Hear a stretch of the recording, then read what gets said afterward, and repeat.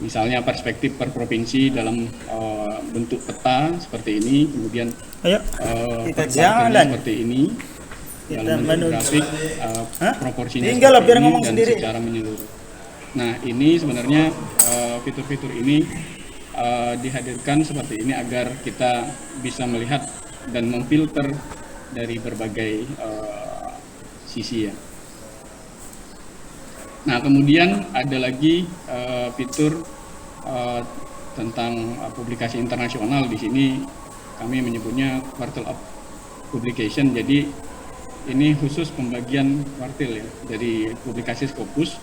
Jadi kita bisa lihat dalam satu layar ini bisa melihat menyeluruh secara per tahun, kemudian berdasarkan afiliasinya mana yang paling banyak di kuartil tertentu, universitas mana, nanti tinggal kita sorot saja. Kemudian ada juga per kuartil per provinsinya, jadi dari proporsi per provinsinya yang paling banyak di Q1 apa, seperti itu. Kemudian kuartil berdasarkan tipe dokumen. Nah, kemudian ada lagi fitur National Insight di sini. Jadi ini adalah Scopus ya, publikasi Scopus yang paling banyak seperti itu terlihat jika lingkaran merahnya besar dan warnanya paling tua seperti itu. Kemudian ada juga benchmark, ada Asian benchmark, affiliation benchmark, dan lain sebagainya.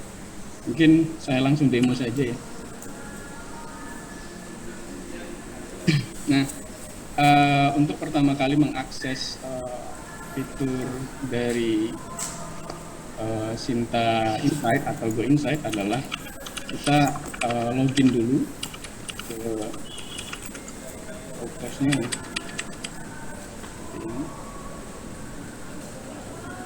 Kemudian baru bisa diklik Go Insight seperti itu.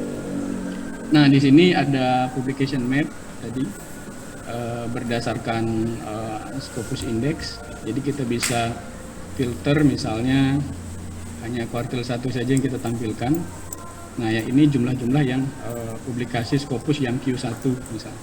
Kemudian misalnya ini ingin dibandingkan Q1 dan Q2 misalnya. Tinggal klik saja Q1 dan Q2 seperti ini. Kemudian nanti kita bisa juga pilih provinsi dan lain sebagainya. Kemudian ada juga Google Index. Google Index ini GS ya, Google Scholar. Jadi di sini nampak publikasi Google memang sudah tidak kami ini kan lagi ya, bagi lagi terhadap akreditasi S1 sampai S6. Kami fokusnya nanti di Garudanya, pembagian akreditasi S1 sampai S6-nya. Jadi di sini di Garuda ini kita juga bisa filter yang S1 saja yang paling banyak di provinsi mana misalnya. Ini akan terlihat dan kita bisa juga urutkan berdasarkan yang paling banyak misalnya Yogyakarta seperti itu. Yang nanti bisa Bapak Ibu buka dan coba dilihat saja. Ada beberapa informasi yang mungkin cukup di sini berguna ya, karena dia bermanfaat mungkin bagi universitasnya ataupun sendiri. Nah, di sini banyak ya. Jadi ada affiliation publication, kita juga bisa melihat perbandingan antara Scopus Index yang paling banyak ini di ITB seperti itu, kemudian di Unhas yang terlihat banyak ya seperti ini. Nah, juga ada Garuda berdasarkan Garuda dan seperti ini. Nah, ini kalau kita lihat, kalau berdasarkan Garuda, jumlah yang paling banyak misalnya UMP ada 7.181. Nah, ini silahkan dilihat-lihat, dicoba-coba. Ini sengaja kami hadirkan agar Bapak Ibu bisa melihat perbandingan, masukan dan saran strateginya bagi universitas seperti itu. Kemudian ada di sini fitur benchmark, ada ASEAN benchmark, perkembangan negara-negara ASEAN yang publikasinya berapa banyak seperti itu. Indonesia ini ada di kuning ya, cukup sekarang menjadi nomor kedua di tahun 2022, dikalahkan oleh Malaysia ya, memang bersaing. Kemudian ada juga Appalachian Benchmark ya. Nah, di sini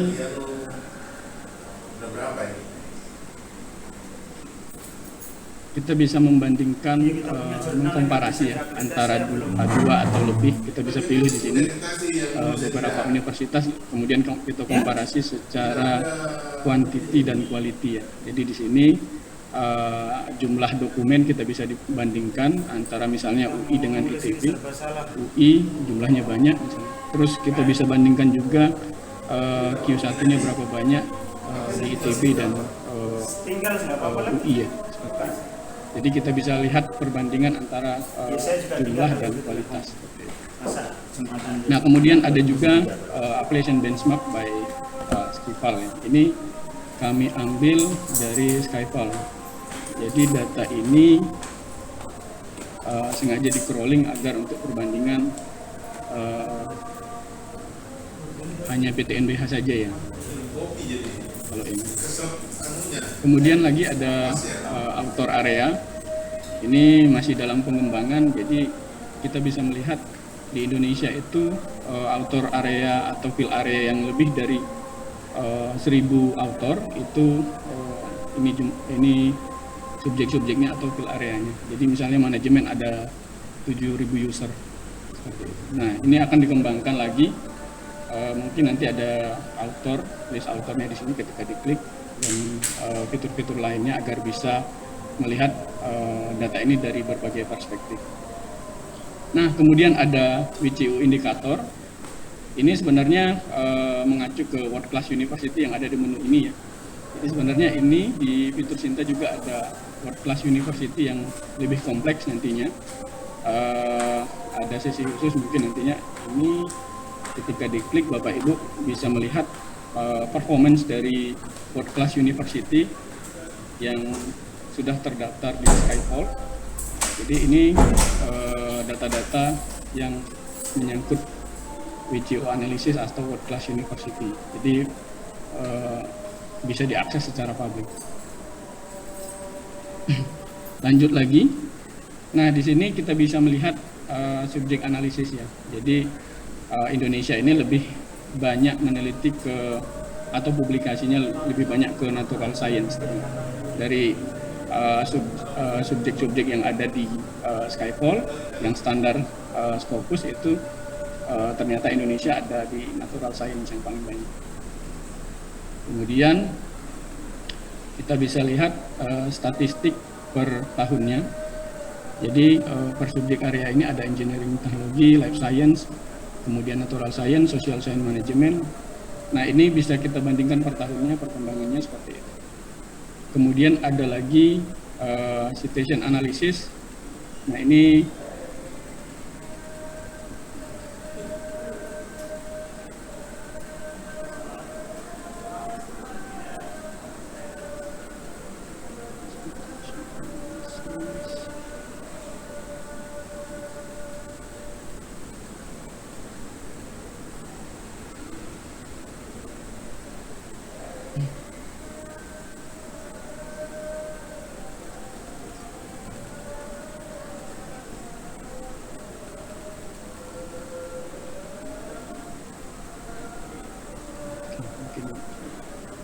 kurang lebih tampilannya seperti ini Bapak Ibu.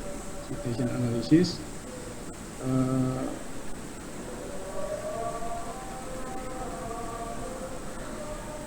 Nah, ini kurang lebih seperti ini, sama saja sebenarnya. Dari ini mungkin ada, nah ini sudah tampil. Jadi ini citasi dari 5 area yang ada di Skyfall. Jadi kita bisa filter berdasarkan tahun. Jadi misalnya pengen tahun 2016 saja, kita cek, kemudian kita bandingkan dari berbagai sisi atau perspektif, mulai dari citation per subjek, area dan years-nya, kemudian secara menyeluruh, kemudian per universitasnya dan per tahun dan per universitasnya seperti itu. Nah, mungkin itu saja karena sudah banyak pertanyaan ya, karena materi ini hanya materi suplemen atau pelengkap. Jadi mungkin saya cukupkan untuk akan lebih banyak waktu diskusinya. Selanjutnya mungkin saya serahkan ke moderator. Terima kasih. Assalamualaikum warahmatullahi wabarakatuh. Pak Ali, selanjutnya kita akan mendengarkan paparan mengenai penjelasan akun LPPM kepada Bapak Ahmad Herianto. Waktu kami silakan. Ya, baik. Terima kasih, Bu. Sebelum saya lanjutkan, apakah suara saya terdengar dengan jelas di sana? Baik, bismillahirrahmanirrahim. Yang terhormat Direktur DRTPM dan jajaran pimpinan TV, yang saya hormati Bapak Ibu Rektor dan jajaran pimpinan dari PTN, PTS, dan TLLT, yang saya hormati Koordinator Wilayah, Verifikator, dosen, serta peneliti yang hadir pada kesempatan ini. Izin pada sesi ini saya menyampaikan materi Sinta LPPM. Jadi seperti yang telah dijelaskan oleh rekan-rekan saya sebelumnya, bahwa ada penambahan fitur baru di Sinta yang versi ketiga ini. Salah satu fiturnya adalah akun verifikator LPPM. Jadi pada Sinta versi sebelumnya untuk level verifikator itu ada beberapa jenis. Yang pertama level verifikator pusat, kemudian level verifikator wilayah, kemudian ada level verifikator universitas. Tapi seiring dengan berjalannya waktu, dengan mendengar beberapa masukan dari stakeholder yang ada, akhirnya di Sinta versi ketiga ini ditambah satu verifikator baru yang merupakan sub dari verifikator perguruan tinggi, yaitu verifikator LPPM. Izinkan saya men-share bahan presentasi pada hari ini. Apakah sudah tampil di sisi Bapak Ibu?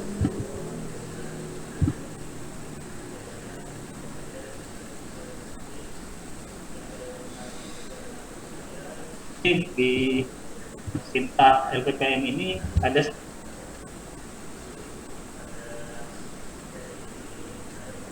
berperan penting untuk mengelola dan mengatur data-data dosen ataupun peneliti yang berhubungan dengan pengabdian masyarakat dan penelitian. Ini seperti yang saya jelaskan tadi, jadi mungkin masih sedikit perguruan tinggi yang memiliki akun verifikator khusus untuk pengelolaan data-data yang berhubungan dengan penelitian dan pengabdian kepada masyarakat. Jadi bagi para verifikator LPPM yang ingin memiliki akses ke Sinta, itu sesuai dengan edaran dari kementerian, silakan mengajukan ke form pendaftaran yang telah dibuat oleh rekan-rekan di kementerian, itu di alamat http://rinkas.kemdikbud.go.id/verifikator LPPM. Nanti silakan diakses link tersebut, kemudian silakan registrasi di situ. Nah, kemampuan dari user verifikator LPPM ini sedikit mirip dengan user verifikator perguruan tinggi, di mana kalau verifikator perguruan tinggi itu memiliki fitur untuk memverifikasi author. Nah, sedangkan di verifikator LPPM ini memiliki kemampuan tambahan, jadi selain memverifikasi author, melakukan manajemen author, jenis user verifikator ini juga memiliki kemampuan untuk memverifikasi penelitian dan pengabdian kepada masyarakat yang dimiliki oleh dosen ataupun peneliti, di mana data ataupun penelitian dan pengabdian ini adalah jenis penelitian dan pengabdian yang didanai atau memenangkan hibah, baik itu di level nasional ataupun yang di level universitas. Kemudian fitur atau kemampuan dari verifikator ini adalah manajemen output dari penelitian.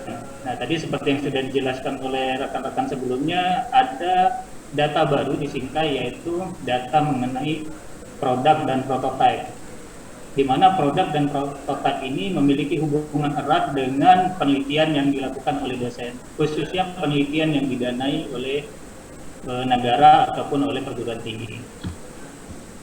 Nah, fitur khusus verifikator LPPM, untuk verifikator dia mampu melakukan insert data hibah penelitian autor, kemudian mampu menginsert data hibah pengabdian autor, ataupun juga bisa melakukan verifikasi terhadap hibah penelitian dan pengabdian tersebut. Kemudian verifikator juga memiliki kemampuan untuk memverifikasi produk dan prototipe yang dibuat oleh autor. Sedangkan autor yang berhubungan dengan akun verifikator LPPM, dia memiliki dua aktivitas. Yang pertama, mengklaim data hibah penelitian dan pengabdian. Kemudian autor juga memasukkan output dari penelitian tersebut seperti prototipe dan program. Nah, bagi para verifikator, kalau ingin mengakses menu yang ada di akun verifikator LPPM, itu bisa mengakses di halaman sinta.kemdikbud.go.id/author-verification. Dan selanjutnya silakan masukkan username dan password, di mana username dan password ini nanti diberikan oleh kementerian ketika Bapak Ibu sekalian itu melakukan registrasi di halaman yang telah saya tampilkan di awal tadi. Jika user dan passwordnya terdaftar, maka Bapak Ibu sekalian akan dibawa ke dashboard verifikator tersebut. Nah, di sini bagi yang sudah terbiasa dengan verifikator, dalam hal ini verifikator perguruan tinggi, maka tampilannya nggak jauh berbeda seperti ini. Hanya saja di sebelah kiri itu ada penambahan beberapa menu, seperti menu research, menu form service, produk, dan prototype. Nah, menu tambahan inilah yang menjadi kewenangan dari verifikator LPPM untuk merawat datanya. Nah, dari sini tentu saja yang berhubungan dengan author ya. Yang author itu adalah riset dan pengabdian masyarakat. Nah, selanjutnya verifikator bisa memanajemen penelitian dan pengabdian masyarakat yang ada di perguruan tinggi Bapak Ibu masing-masing. Contoh saja, misal saja kalau seandainya mau memanajemen penelitian yang dimenangkan oleh dosen-dosen yang ada di Bapak Ibu sekalian ya. Jadi di sini untuk penelitian yang di level kementerian itu bisa terentry secara otomatis. Jadi di sini hibah-hibah penelitian yang diselenggarakan oleh kementerian, khususnya Kemdikbud, itu bagi yang autor-autornya di bawah naungan afiliasi Bapak Ibu sekalian, ini akan terentry secara otomatis karena nanti ada sinkronisasi antara sistem Sinta dengan sistem Sidliktamas ataupun Bima nanti ke depannya. Ke depannya nanti Bima ya. Nanti data-data yang ada di Bima itu secara otomatis masuk ke dalam sistemnya Sinta. Nah, terus hibah penelitian yang tidak dikelola oleh kementerian, contohnya hibah-hibah penelitian yang dikelola oleh perguruan tinggi masing-masing ataupun oleh fakultas, itu harus dimasukkan secara manual. Nah, di sini. Untuk memasukkannya secara manual, verifikator LPPM, baik itu yang di level universitas ataupun mungkin nanti ada juga yang di level di fakultas ya, itu bisa mengklik menu riset, kemudian di bagian kanan atas itu telah saya buat itu ada import. Nah, import data. Nah, import data ini dalam format Excel ya. Nah, jadi nanti ada template di mana template ini bisa Bapak Ibu download, kemudian bisa diisi setiap file-file yang ada di dalam template tersebut. Dan selanjutnya filenya bisa di select ya, di browse di situ, kemudian nanti bisa diklik submit. Di mana file-file yang penting dari file template tersebut adalah yang seperti ini. Jadi mulai dari Sinta ID ketua, nama ketuanya, IDN ketua, afiliasi ketua, kode perguruan tinggi ketua misalnya. Karena terkadang penelitian ini melibatkan beberapa afiliasi ya. Jadi di sini adalah afiliasi ketuanya. Kemudian ada juga judul penelitian, nama singkat skemanya, tahun usulan kegiatannya, tahun pelaksanaannya, lama kegiatan, bidang fokus, kemudian nama skemanya apa, status usulannya, dana yang disetujui. Nah, jadi ini adalah hibah yang memenangkan hibah tertentu, biasanya berhubungan dengan pendanaan ya. Jadi di sini harus dimasukkan dana yang disetujui. Kemudian afiliasi Sinta ID-nya. Nah, jadi perguruan tinggi itu biasa punya afiliasi juga. Nanti bisa dicek di bagian sini ya, di bagian verifikator LPPM juga ada. Jadi ada di manajemen afiliasi, my affiliation, itu bisa dicek Sinta ID untuk perguruan tingginya ya. Kemudian nama institusi penerima, target TKT, nama program hibah, kategori sumber dana, negara sumber dananya, kemudian sumber dana. Nah ini yang selanjutnya adalah member dari penelitian tersebut. Jadi di template ini diakomodir sebanyak 5 anggota dari hibah penelitian tersebut. Kalau seandainya lebih, misalnya, kalau seandainya lebih nanti silakan ditambahkan manual ketika proses impor ini telah berhasil. Nah, jadi ketika datanya sudah dimasukkan di template ini, jadi untuk row pertama itu satu judul penelitian, kemudian di row yang kedua dimasukkan judul penelitian berikutnya, row yang selanjutnya dimasukkan judul penelitian yang ketiga misalnya, dan seterusnya dan seterusnya.